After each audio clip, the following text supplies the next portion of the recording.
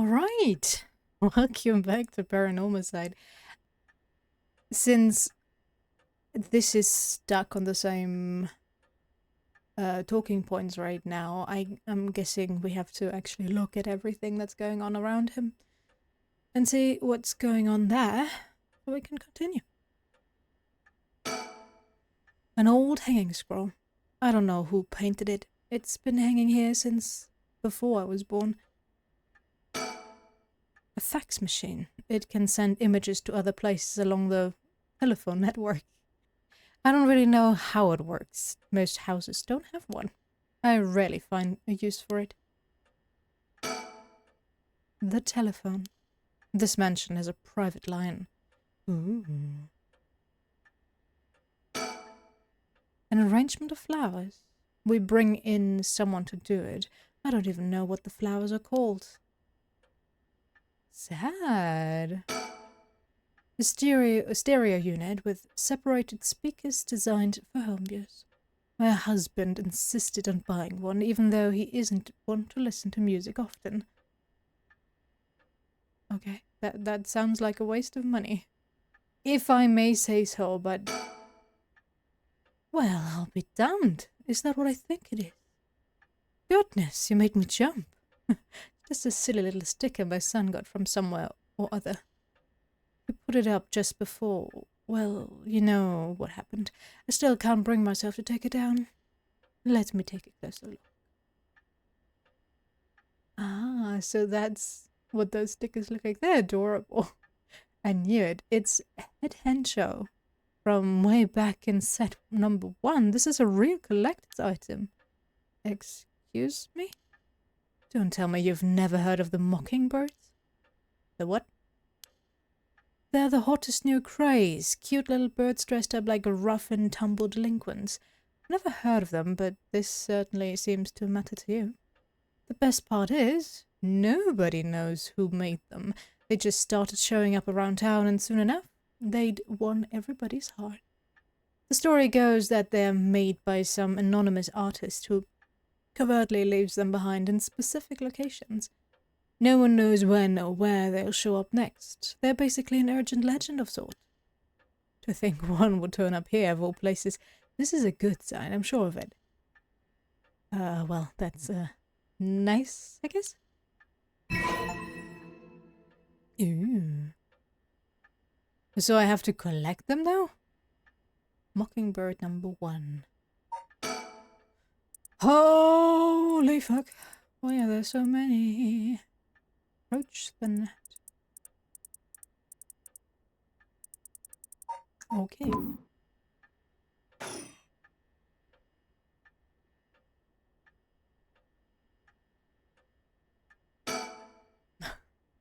That reminds me of the TV that was in my grandmother's place. A color television. Father bought one as soon as it hit the market. He likes to have the latest gadgets. Unlike the latest model, there's no remote control. We've had it for a long time. Back when it was new, we all gathered around and marveled at it as a family. But with father and my husband being away so often, it quickly fell into disuse. The swinging of the pendulum echoes through the room. It feels livelier than usual with Richter here. Usually, it's just me. Okay, do I have everything now? I guess I talk to you again? Now then. I should get to work. There's only so much time before sunrise. I'll call you if I find out anything new. You stay here and keep a lookout. Alright. There's no telling what kinds of curses you might find out on the street tonight. Don't go outside if you can help it, and try to be ready for anything. I will. Well, if that's all, I should be going. Bye-bye.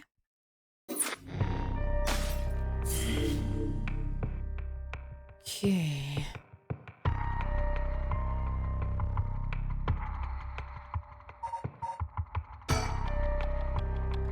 Despite having obtained the curse of the haunting clappers, Harui Shigima is determined to use the rite of resurrection by stealing the remaining curse stones. She instructs her private investigator Richter to find the other curse bearers.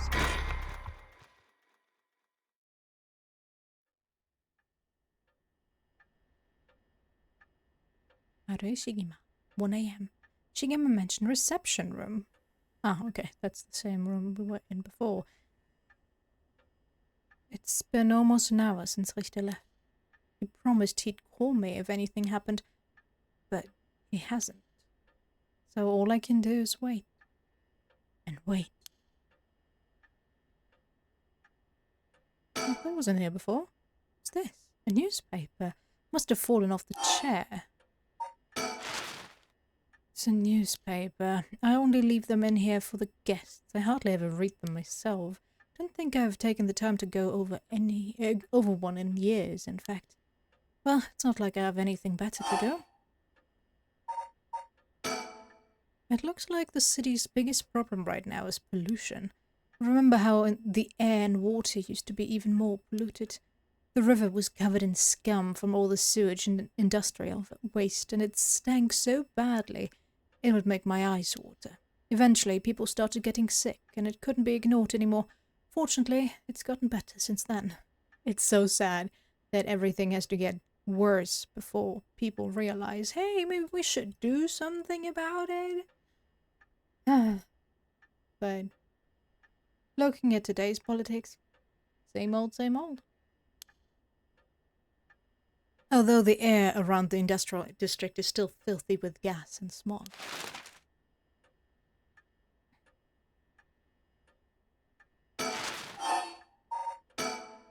If there's one thing Honjo never wants for, it's horrific crimes. They found a police officer dead in a local park just the other day. A lot of my family are in the police. I hope it wasn't anybody I knew. I don't read the news anymore. Not since last year. Brings back bad memories. Suicide at local high school. Oh, I remember that. A high school girl jumped off a roof about a week ago. She was bullied, I think, or maybe it was something about exam pressure. What? But no, this can't be right. Her name? Michiyo Shiraishi from Komagata High School? Can't be. Okay.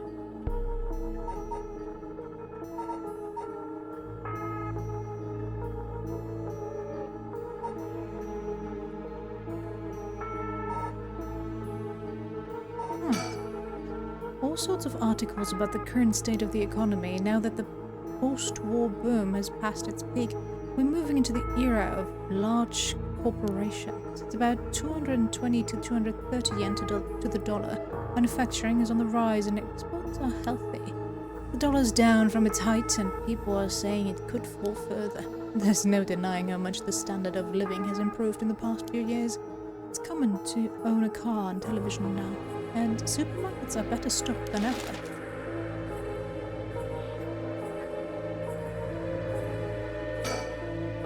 I'm waiting for Richter to contact me, but he hasn't. I made sure the receiver is on the hook. It'll ring as soon as he calls. Ah! That must be him.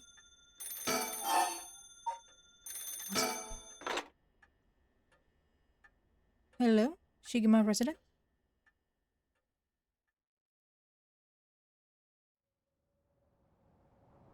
2 a.m. Komagata Bridge.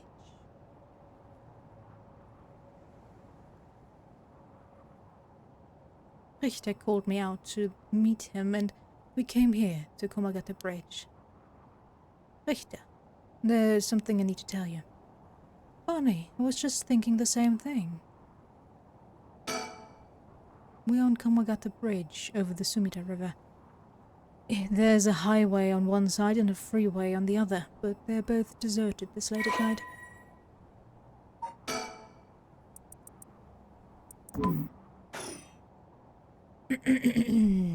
Anything?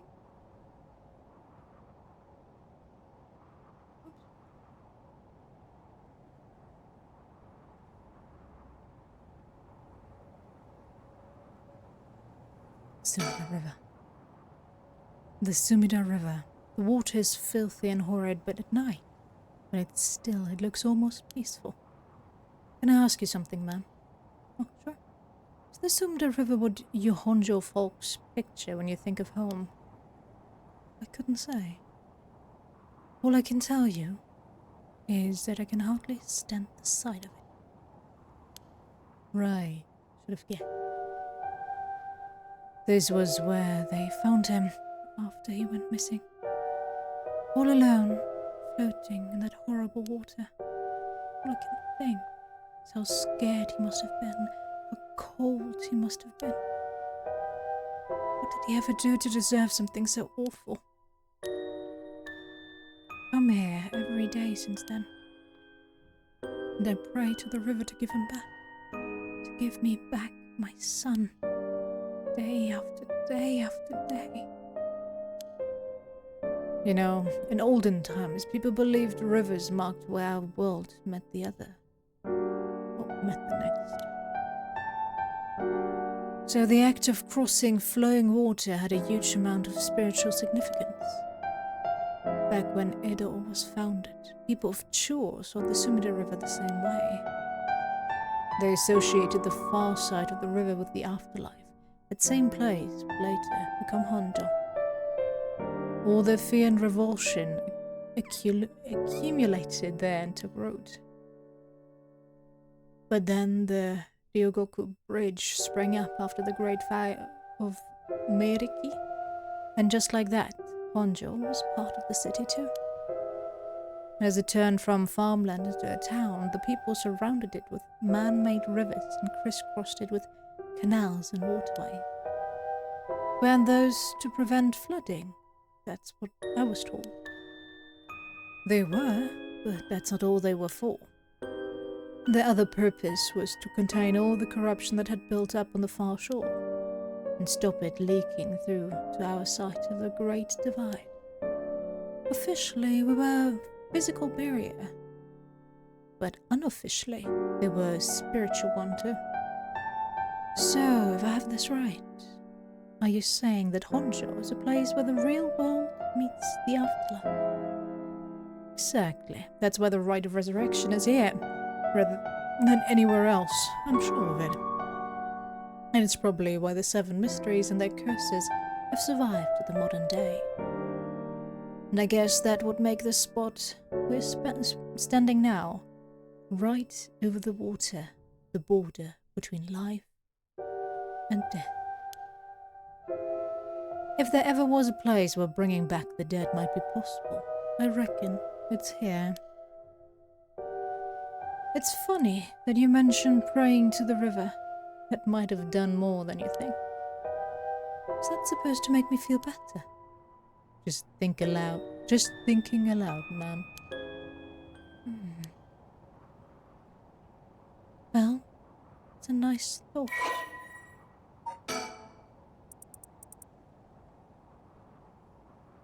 Okay. Oh, that's right. There's one more memory I have of this river. Do you mind if I tell you? Go ahead. It must have been about 20 years now, when I was still a schoolgirl. Back then, the Sumida River was much filthier than it is now. It was full of garbage and industrial discharge. It was scummy and slimy and stank. You could look out over the water and see dead cats and dogs and pigeons just floating. And one day, among all the filth and garbage, there was a piece of my missing classmate's hand. What? It's almost a miracle when you stop to think about it. What were the chances that someone would find a part of her that was still recognizable? And then, although everything but the palm had rotted away in the water, the part that was left would have an identifiable scar, that they could tell it'd been a murder from the blade marks on the bone. Wait, are you talking about the Nejima murders? So you have heard of it? I'm impressed. I assume you were but in elementary school at the time? I wasn't really aware of it then. I only heard about it after the fact. I had no idea the victim was a classmate of yours.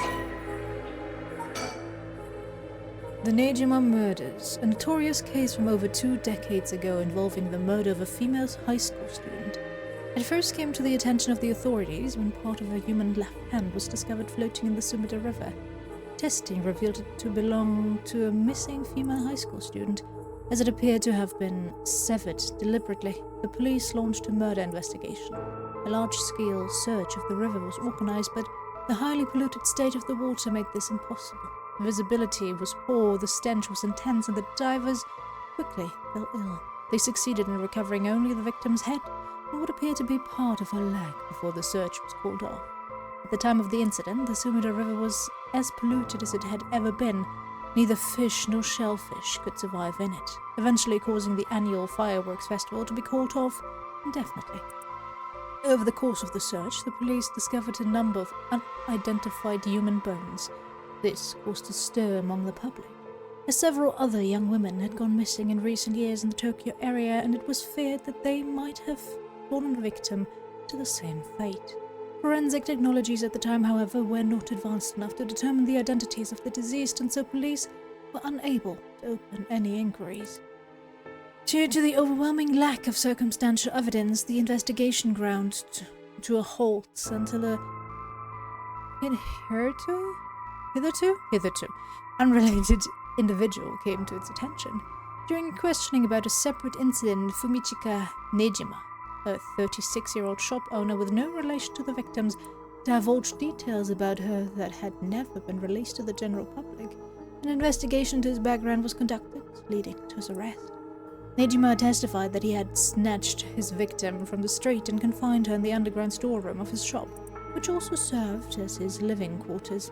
He chose her for no special reason, but simply decided she was an opportune target on seeing her walking alone at night. After keeping her locked up for several days, he restrained her, sewed her mouth shut, and severed her fingers and toes with a box cutter while she was still conscious. As she screamed silently behind her sealed lips, he proceeded to her wrists, her ankles, her elbows, her knees, working his way inwards, slowly and methodically. His victim constantly wavered in and out of consciousness. The ordeal continued until she died of blood loss. Okay, this is more explicit than I thought it would be.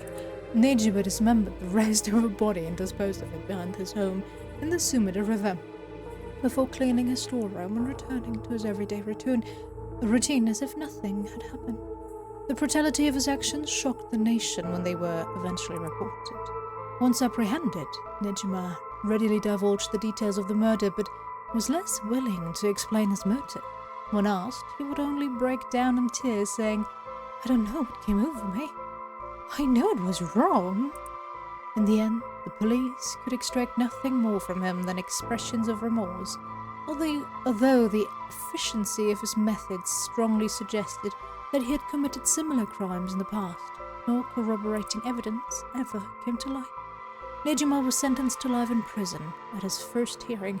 The sentence was imposed with no appeal from the defendant. Damn! Bet they would go into details how he dismembered his victim. I did not expect that they would be like, yeah, he dismembered her bit by bit. Sure, but going into detail how he... Sure. I have nothing against it.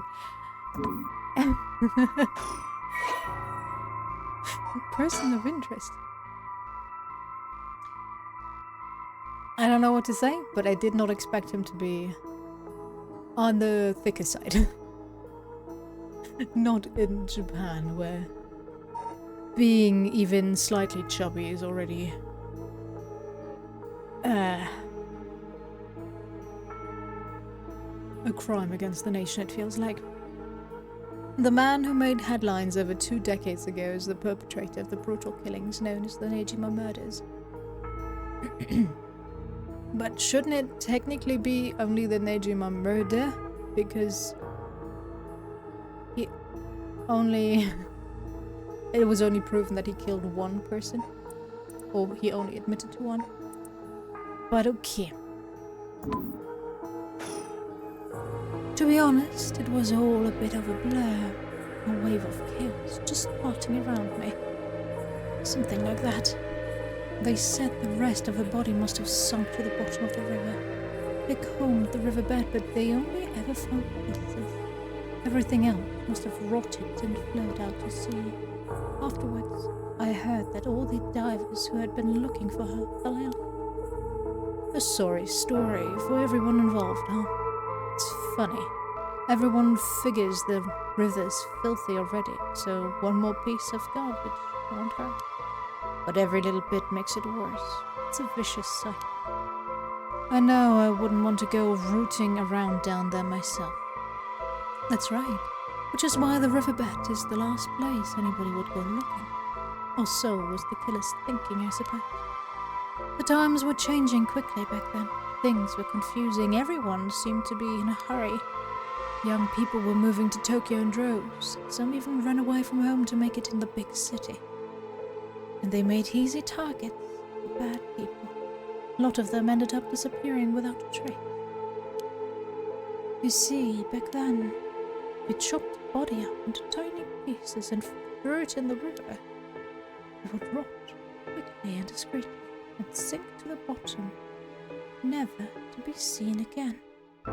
Okay, woman, are you making me second guess who the real murderer is? Are you saying what I think you're saying? They arrested him shortly after, Fumichika Nejima. The man who killed my classmate and cut her into pieces. He was so methodical about it, it couldn't have been his first crime. And people began to wonder how many other girls he'd murdered the same way. Police never found any evidence of other murders in the end. But the river knows the truth.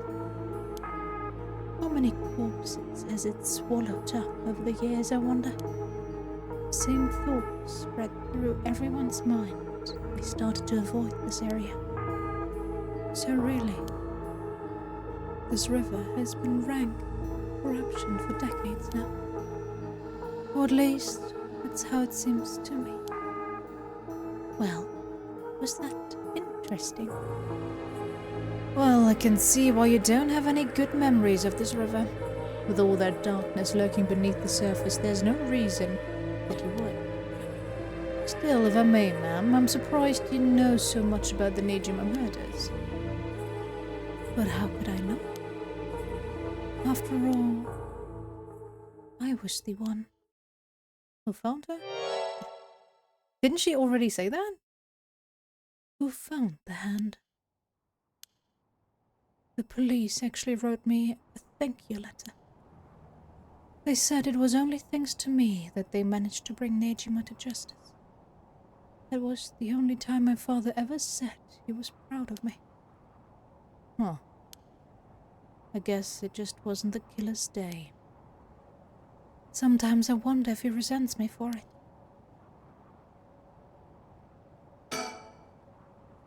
Sumida River. I have nothing but awful memories of it. Okay. I think that's it.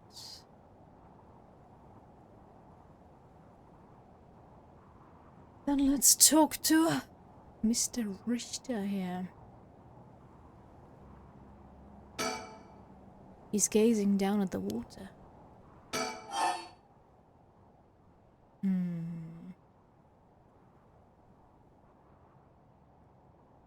You go first. Please, go ahead. Alright then. Been poking around places connected to the 7 mysteries looking for curse bearers. And I think I found a few candidates. First, a tall man I ran into in Kinshibori Park. I asked him for directions, trying to probe him a little, but he turned the questions right back around on me. And he was out of there the second he figured I wasn't what he was looking for. Oh, the secretary. So he got the cursed stone this time around. I got the sense curses were nothing new to him. Oh, about 40% sure he's a curse bearer. Then there's this middle-aged guy I saw on South Verigasui Park. That must be the lantern guy? There's no question about this one. He had one of the curse stones in his hand. He had a nervous air about him too. It was clear he was up to some shady business. Gathering soul drags, I bet. He'd make a good target. Next up is a pair, a young man and a woman I saw near Ryogoku Bridge. This time the man came up to me and asked me flat out if I was a curse bearer. I told him I didn't know what he was talking about and he backpedaled and left. Looks like they lurk around there often, looking for kindred spirits. Would be my guess. Though it didn't seem like they were quite working as a pair. Gathering soul drags in a group might be a decent idea if you could make it work, but with things being how they are, it's got to be hard to find folks one can trust. They've got brass, though. I don't know what their deal is, but I'd like to find out. Last is two detectives I've seen sniffing around. The police? Not necessarily. A body turned up in a local park a few days ago, so they might just be looking into that. Still, the park's got ties to one of the 7 mysteries. Might be it was a curse that did the guy in. And they're sending in detectives from the head office. Then something has got to be up. How do you know where they're from? Let's just say that when you're in this business, there's some faces you get to know. Anyway, that's everyone who's caught my eye. I found all of them in so little time. I really did hire the best.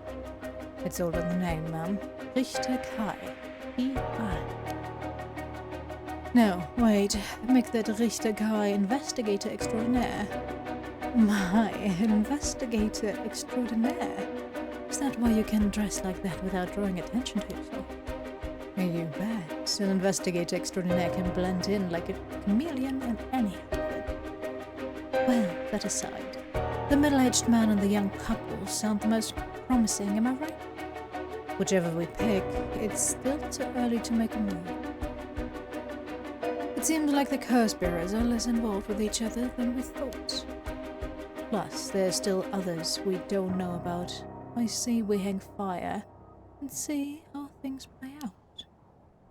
Once more bodies start showing up, that'll get the pot nice and hot. And once it's boiling, our chance will come. There's something I need to tell you. What's up? Well, that girl, Michio Shiraishi. The one who was with Shuichi on the day of the kidnapping. That's her. Well, she's dead. She's what? The student who committed suicide last week. It was her. I heard something like that had happened. Never got the name, though. Talk about bad luck. Finally get a lead only to find it's turned into literal dead ends. Unless her death was the whole reason Junuichi was so shaken up. He said she was going to curse him. Was he talking about her taking revenge from beyond the grave? It seems like we're back where we started. Not necessarily. The teacher knows something, I'm sure of it. At the very least, I'd put money on him having something to do with Miss Shiraishi's death. That's why he's so scared of being cursed by her. I see. And also, something tells me he knows more about your son's kidnapping. In any case, I think I've got a good idea of what he's hiding. Call it a hunch. A hunch? Well, more of a theory. Care to take a guess?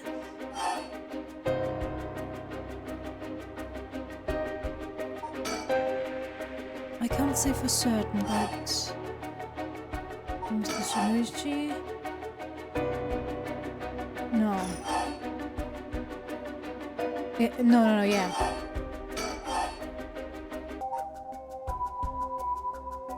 With blackmail. What if Mr. Chinuichi silenced Michio Shiraishi with blackmail? What do you think? Exactly my thinking.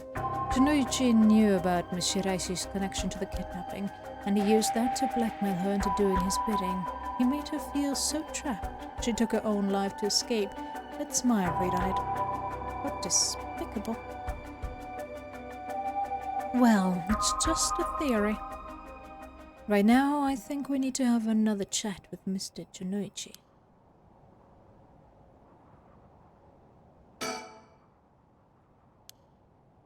Is something wrong? Not really, it just struck me. It's been 20 years since the Nejima murders. So it has. Not to spook you or anything, but I thought you might be interested in knowing. Life in prison doesn't always mean life. There's precedent for first-time offenders being allowed out on parole after 20 years. Only if they're found to show remorse and the desire to reform themselves, of course. That's right. I'm impressed you know so much. Still, it's hard for someone with a criminal record to reintegrate into society. I hear they've been trying to fix that recently, matching inmates with jobs and accommodations. Oh, really? They keep an eye on them, of course, and make them report in for regular checkups. But to avoid discrimination, they keep the inmates' records a secret from everyone but their employers. They even give particularly notorious criminals new identities so they won't be recognized in the workplace. My, where you put it? It's like you're saying Fumichiko Nejima could be out of parole right now. Back in society under a new name with nobody any the wiser. It is possible. As it happens, a little birdie told me about a big name making parole a few months back. I don't know if that was Nejima, but our discussion just now did bring it to mind. I see. How unsettling. Now that you mention it, I just remembered something too. What was it? I was passing Komagata High School a little while ago when I saw someone. A janitor, I think. And I could have sworn he reminded me of Fumichika Nejima. Oh? He looked a little different after 20 years. Much thinner than I remembered, too. I told myself I was just seeing things. But perhaps it was him after all.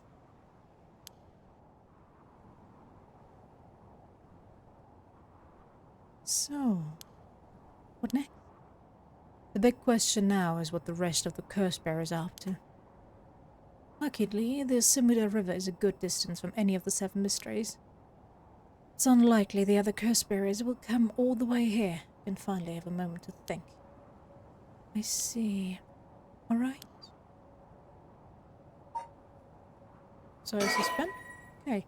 You cannot currently progress any further. Once your situation has changed, select resume to try again. Pressing suspend will return you to the story chart. Thanks for sticking around. I hope you enjoyed it, and I'll see you next time. Okay, bye-bye.